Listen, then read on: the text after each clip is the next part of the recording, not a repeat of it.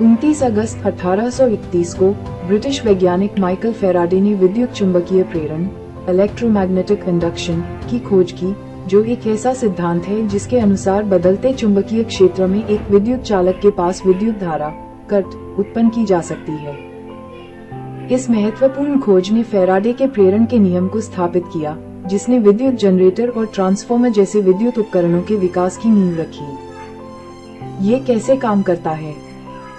जब किसी तार की कुंडली में चुंबकीय क्षेत्र बदलता है, तो उस कुंडली में एक विद्युत चालक बल EMF प्रेरित होता है, जिसके परिणामस्वरूप विद्युत धारा उत्पन्न होती है। ये चुंबकीय क्षेत्र में परिवर्तन कुंडली को घुमाकर चुंबक को कुंडली की ओर या उससे दूर ले जाकर या कुंडली के क्षेत्रफल को बदलकर किया जा सकता है। क्यों महत्वपूर्ण है ये खोज? बिजली का उत्पादन। इस सिद्धांत का उपयोग विद्युत जनरेटर और अन्य विद्युत उपकरणों के निर्माण में किया जाता है, जो बिजली उत्पादन के लिए मौलिक है। आधारभूत नियम। ये फैराडे के प्रेरण का नियम है, जो विद्युत चुंबकीय क्षेत्र के व्यवहार का वर्णन करता है और जेम्स क्लर्क मैक्सवेल के समीकरणों का हिस्सा है। प्रयोग और उपकरण। फैराडे ने एक प्रेरण वलय इंडक्शन रिंग नामक उपकरण का उपयोग किया, जिसमें एक लोहे के छल्ले के चारों ओर तार की दो कुंडलियां लपेटी गई थीं। जब एक कुंडली में धारा प्रवाहित की जाती थी, तो दूसरी कुंडली में एक क्षणिक धारा प्रेरित होती थी, जिससे विद्युत चुंबकीय प्रेरण का सिद्धांत प्रदर्शित होता था।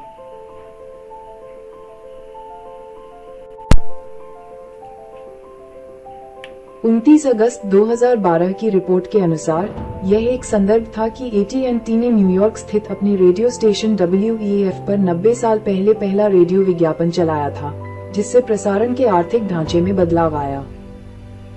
पहली घटना, न्यूयॉर्क के AT&T स्टेशन WEAF पर पहला रेडियो विज्ञापन चलाया गया था। 2. समय, ये घटना लगभग 90 साल पहले 2012 से यानी 1922 के आसपास हुई थी। और 3. प्रभाव, इस विज्ञापन ने रेडियो प्रसारण के आर्थिक ढांचे में एक बड़ा बदलाव लाया।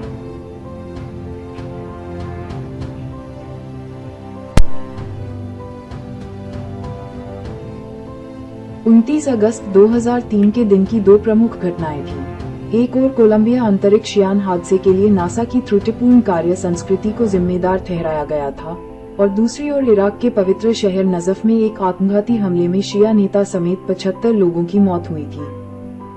कोलंबिया अंतरिक्ष यान हादसा। 29 अगस्त 2003 को नासा की रिपोर्ट जारी की गई, जिसमें कोलंबिया शटल के दुर्घटनाग्रस्त होने के लिए नासा की त्रुटिपूर्ण कार्य संस्कृति को जिम्मेदार ठहराया गया था। इस दुर्घटना में अंतरिक्ष यान में सवार सभी 7 अंतरिक्ष यात्रियों की मृत्यु हो गई थी। इराक में आत्मघाती हमला। इसी दिन इराक के पवित्र शहर नजफ में एक आत्मघाती हमला हुआ था। इस हमले में एक प्रमुख शिया नेता और उनके अनुयायी सहित 75 लोग मारे गए थे।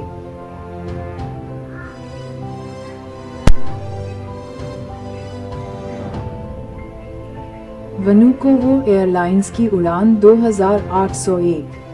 रूस के मॉस्को स्थित वनूकोवो अंतर्राष्ट्रीय हवाई अड्डे से नॉर्वेजियन द्वीप समूह स्वालबार्ड के स्पिट्सबर्गेन स्थित स्वालबार्ड हवाई अड्डे के लिए एक अंतर्राष्ट्रीय चार्टर उड़ान थी।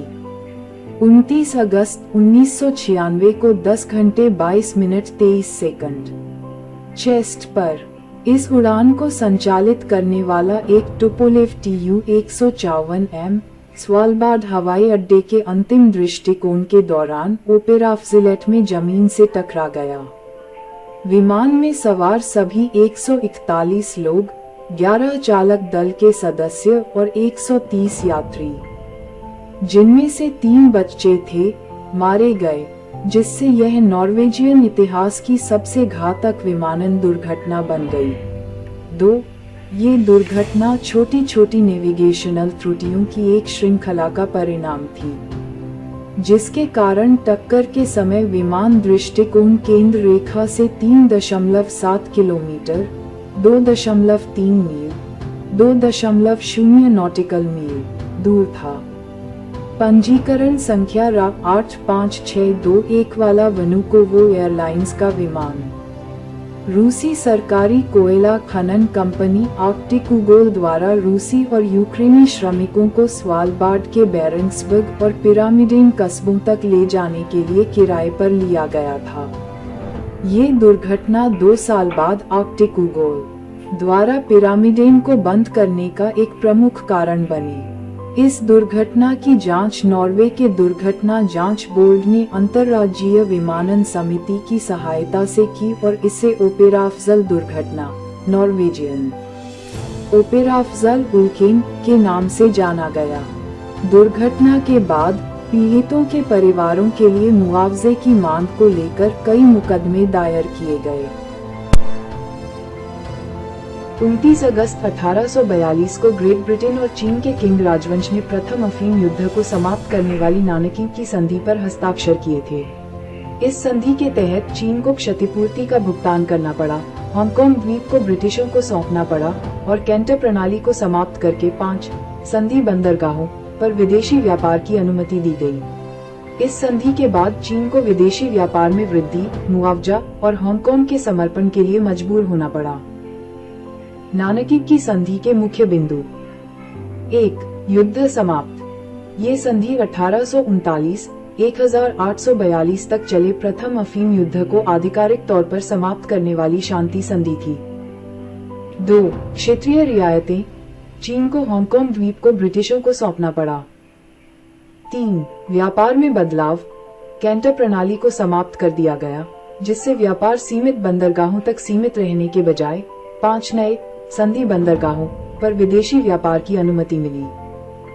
4. क्षतिपूर्ति। चीन को युद्ध के कारण ब्रिटेन को क्षतिपूर्ति का भुगतान करना पड़ा। और 5. औपनिवेशिक शुरुआत। इतिहासकार इस संधि को आधुनिक चीनी इतिहास की शुरुआत और अपमान की सदी के रूप में देखते हैं, क्योंकि यह चीन की सैन्य हार और महत्वपूर्ण रियायतों के बाद हुई थी। मेजर ध्यानचंद 29 अगस्त 1905 3 दिसंबर 1979 एक भारतीय हॉकी खिलाड़ी थे। उन्हें इतिहास का सबसे महान हॉकी खिलाड़ी माना जाता है।